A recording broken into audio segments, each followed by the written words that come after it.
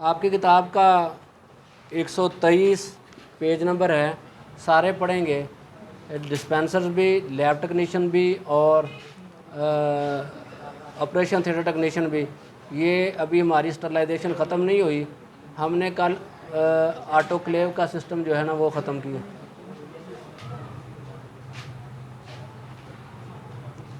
अभी हमने ऑटोक्लेव का सिस्टम जो है ना वो पूरा किया है। अभी केमिकल स्टरलाइजेशन रहती है। Chemical sterilisation is the process of removal of micro organism by the use of chemical bactericidal agents. Chemical sterilisation से मुराद माइक्रो ऑर्गेनिजम्स यानी कि जरासीम को ऐसे केमिकल के साथ किल करना जो बैक्टीरिसाइडल खसूसियात रखते हैं। Even a physical method of sterilisation are more appropriate for effective sterilisation. हत्ता कि फ़िज़िकल मेथड जो स्टरलाइजेशन का है वो बहुत ज़्यादा मुअस्सर है। It is not always appropriate to use for heat sensitive materials like plastics, fibre optics and biological specimens. लेकिन ये तरीका कभी भी अच्छा नहीं रहा ऐसी चीज़ों के लिए जो चीज़ें गर्मी से ख़राब हो जाती हैं। ये तरीका कभी भी अच्छा नहीं रहा ऐसी चीज़ों के लिए जो चीज़ें गर्मी से ख़राब हो जाती हैं।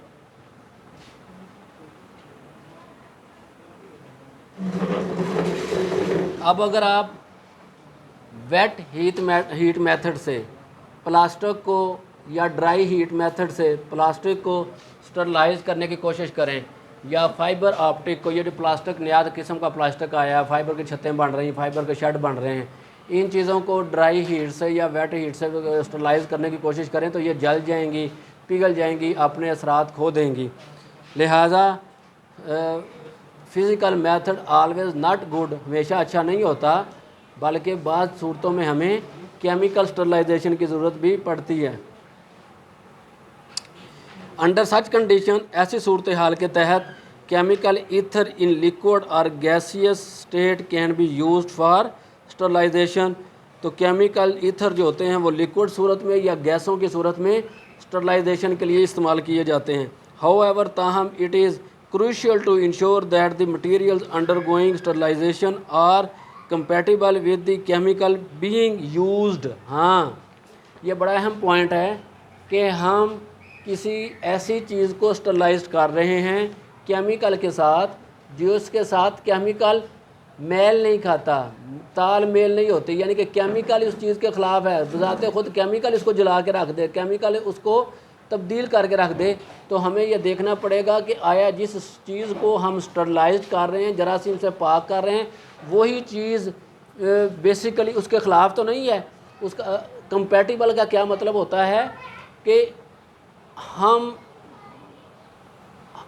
आहंगी होना, तालमेल होना।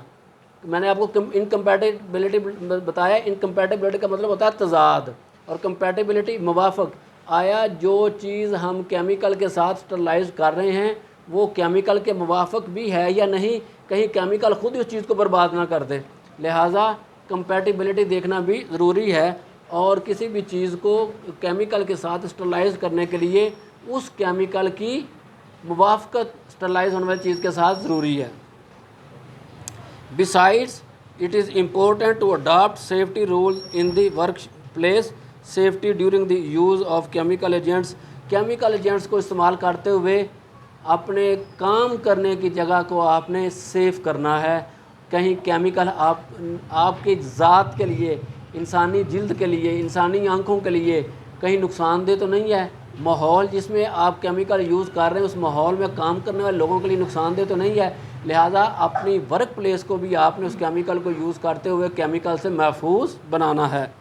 The chemical method of sterilisation can be categorised as liquid and gaseous sterilisation. अब केमिकल जो हैं ये भी दो सूरतों में इस्तेमाल किए जा सकते हैं, लिक्विड हालत में या फिर गैस की हालत में, जैसे ethylene oxide, formaldehyde, nitrogen dioxide या ओजोन वगैरह जो हैं ये केमिकल हैं स्टरलाइजेशन के लिए इस्तेमाल होते हैं लेकिन गैसों की सूरत में हैं। और लिक्विड स्टरलाइजेशन हाइड्रोजन परऑक्साइड है, ग्लूकोल डिहाइड्रेट है और हाइपोक्लोराइड, ये हमें लिक्विड की सूरत में मिलते हैं। और आपने हाइड्रोजन परऑक्साइड देखी होगी, लोग कानों की मैल निकालने के लिए कानों में डालते हैं, कहते हैं उबलने वाली दवाई या उगलने वाली दवाई। Gas sterilisation involves the process of exposing equipment or devices to different gases in closed, heated or pressurized chamber।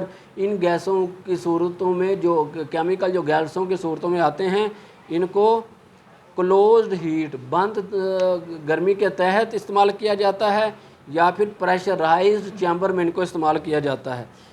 Gaseous sterilization is more effective technique as gases can pass through a tiny orifice and provide more effective results।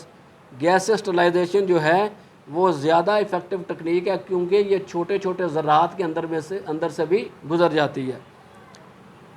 Beside gases are commonly used along with heat treatment which also facilitate the functioning of the gases। Gases are commonly used along with the heat treatment। गैसों को heat वाले इलाज sterilization के साथ मिलाकर भी इस्तेमाल किया जा सकता है बाज़ तरीक़ों में, और यह तरीक़ा हीट के साथ गैसों को मिलाया जाए तो ज़्यादा मौसर साबित होता है। However, ताहम there is an issue of release of some toxic gases during the process which needs to be removed regularly from the system. बहुत ज़्यादा गैसें जो होती हैं वो जहरीले असरात रखती हैं और इस जहरीले असरात को सिस्टम से निकालना इंतहाई ज़रूरी होता है। The mechanism of action is different और for different types of gases. हर गैस का मैकेनिज़्म तरीक़ाकार एक जैसा नहीं होता, मुख्तलिफ़ गैसों का तरीक़ाकार मुख्तलिफ हो सकता है।